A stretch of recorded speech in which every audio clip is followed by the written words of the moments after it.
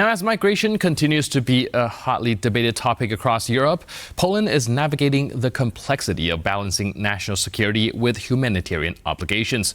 With recent announcements of suspending the right to asylum and tougher policies to take back control of borders, Prime Minister Donald Tusk faces both support and criticism. What are the long-term implications for Poland's migration strategy? Well, joining us today on TVP World to discuss this critical issue are Dr. Sara Bojarczuk, Assistant Professor at the Center of Migration Research, University of Warsaw, and Agnieszka Chłoń-Domińczak, Vice Rector for the research at the Warsaw School of Economics. Hello and welcome to TVP World. Hello. So we are looking at the very complex situation of migration here and the new migration strategy that has been announced by Prime Minister Sara. Dr. Sara, can you help us understand and explain the legal implication of suspending the right to asylum, and how does that align or contradict with the European law? It clearly contradicts not only European law, but also humanitarian law and Genevan Convention. It also shows that we don't really align with the policies that have been implemented on a European level, because this is not what the Migration Pact has announced. So do you think that that is going to become a conflict point between the current administration and the European Union going forward? Clearly it is. It is the sign of non-compliance, and with a critical statements like this, it's quite easy to also execute compliance, especially if we're the ones who are not, if we're the only ones who contradict that law. Hopefully that will be the case, but also it's not. It's quite difficult for us to stand alone in that resolution to suspend the asylum law.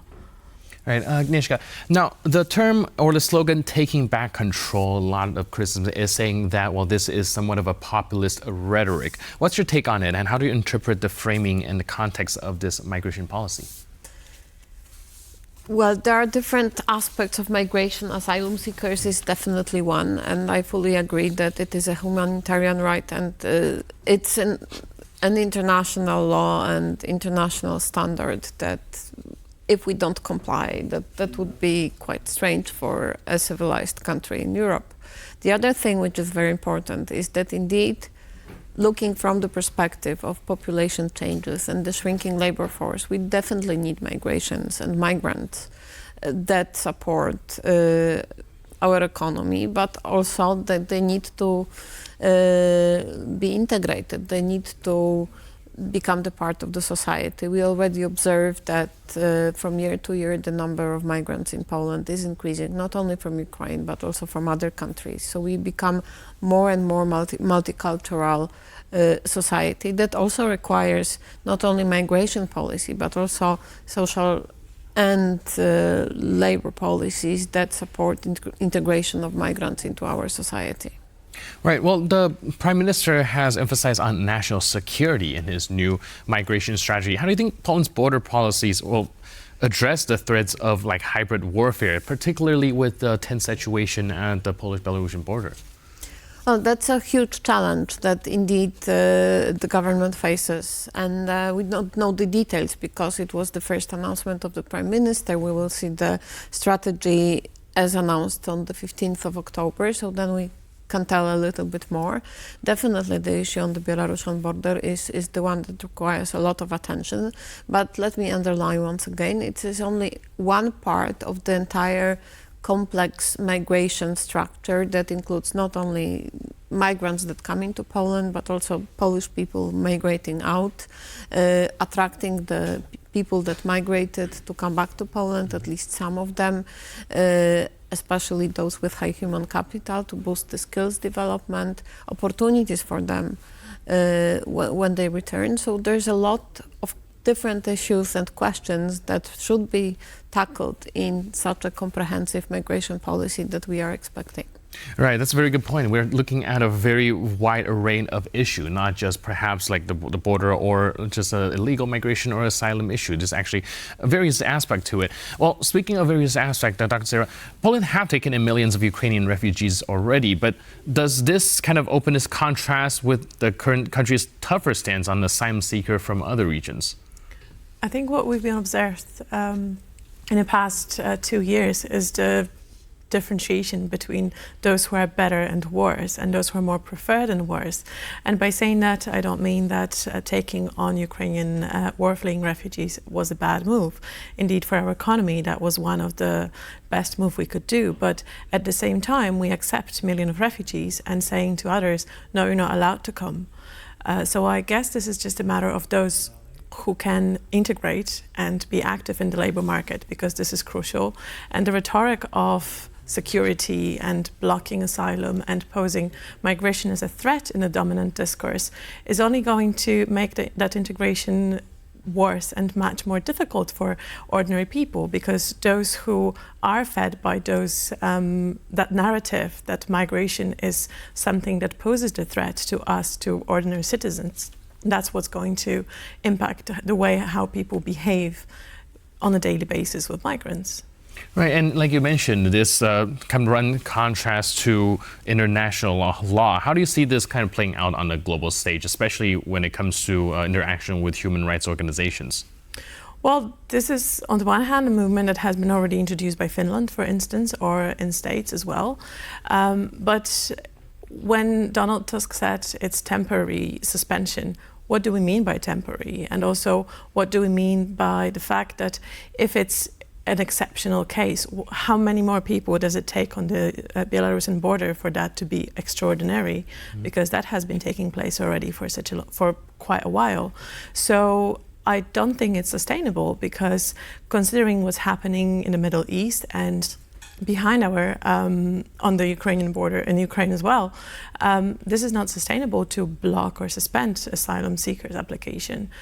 This has to happen, and this is fundamental law to obey. Right. Agnieszka, you just mentioned that, well, as well as what Dr. Sara just mentioned, also Poland do need some of these immigrants coming in to kind of sustain its workforce. Is Poland's current migration strategy sustainable in the long term, given that its reliance on foreign labor to support the economy? Well, first, I mean, we don't have any strategy. So the movements that, I mean, the developments that we have observed is I think, a mixture of various developments that happened on the spot. So with the war, we had this huge inflow of the refugees, of the war refugees from Ukraine. But let me remind you that migrations from Ukraine didn't start in 2022. They actually started to be very visible already in 2014 after the Crimea's accession. So basically we observed that the share of foreigners, not only from Ukraine but also from other countries, is increasingly important. The share of the number of foreigners that are currently working, paying social security contributions, is also increasing. So this is something that is important for our economy. And again, with the population aging, shrinking of the labor force, this is something that will continue definitely. And it is very important, again, to think about how we should prepare also our society for the fact that we'll become more and more diverse country. Right. So do you think, like many experts warn, there's a risk in these tightening asylum policies? Do you think that could lead to societal and even political consequences? Well, I think with a statement that we need to be very protective, but on the other hand, saying that we still need migrants to support our economy, that is contradictory by itself. So that makes a policy of integrating migrants into our society much more difficult, because we create prejudices by for example, temporary suspending, whatever it means, the asylum law. And do you think that politically that's going to have an impact on the Prime Minister's party for having implemented this new migration strategy? I think this is a very good question, and this is what we're going to see next week. Certainly it draw more attention to political scene and also mobilized the opposition, I would guess, as well. But I think it's also a critical moment because our presidency in European Union starting next year. So I think this is also the time when such movement is a good strategic movement. But on the other hand, it's difficult to say what will be the implications. Right. Now, a lot of attention is paid on the topic, and we'll have to wait and see how the situation develops. Meanwhile, thank you guys so much for the input and insight. Really appreciate it. And thanks for being with us. Thank you for the invitation. Appreciate it. Thanks.